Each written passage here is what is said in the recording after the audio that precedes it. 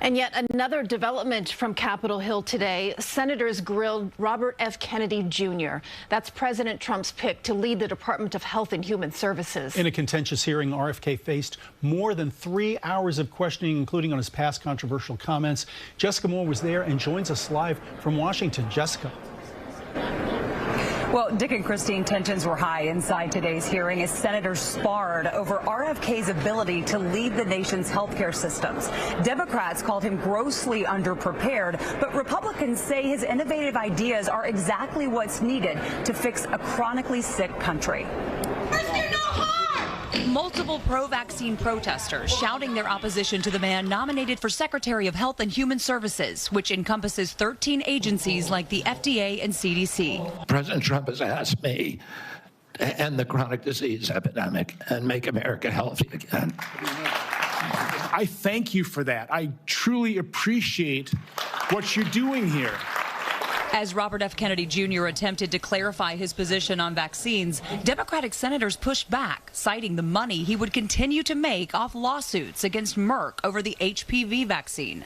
The first line of it is, I am not anti-vaccine, and the last line is, I am not anti-vaccine. As Secretary of HHS, Robert Kennedy will have the power to undercut vaccines and vaccine manufacturing across our country. Kids might die, but Robert Kennedy can keep cashing in. Kennedy vowed to remove chemicals from the nation's food supply, and despite his long-standing pro-choice position, said he would follow President Trump's position on abortion. I agree with President Trump that every abortion is a tragedy, that we can't be a moral authority in this country. Right, but that isn't what you said back in New Hampshire in 2023. My question is exactly when did you decide to sell out your life's work and values to get this position? Kennedy struggled to answer basic questions like how to reform Medicaid, improve services, and make the program more efficient, fueling Democrats' position that he lacks the experience for the role. What reforms are you proposing with these ideas vis-a-vis Medicaid? Well, I don't have a broad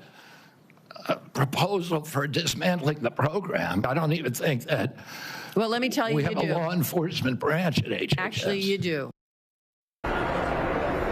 It's important to note, as you both know, Kennedy is a longtime Democrat. In today's hearing, he said all of his friends in the room had since turned their backs on him because of his allegiance to the new president.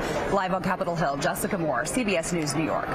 Jessica, we understand that the use of antidepressants was also brought up during this hearing. There was a senator from Minnesota, her name is Tina Smith, that questioned him about that. How did he respond? So Senator Smith brought up Kennedy's past comments linking the use of antidepressants to people who carry out school shootings.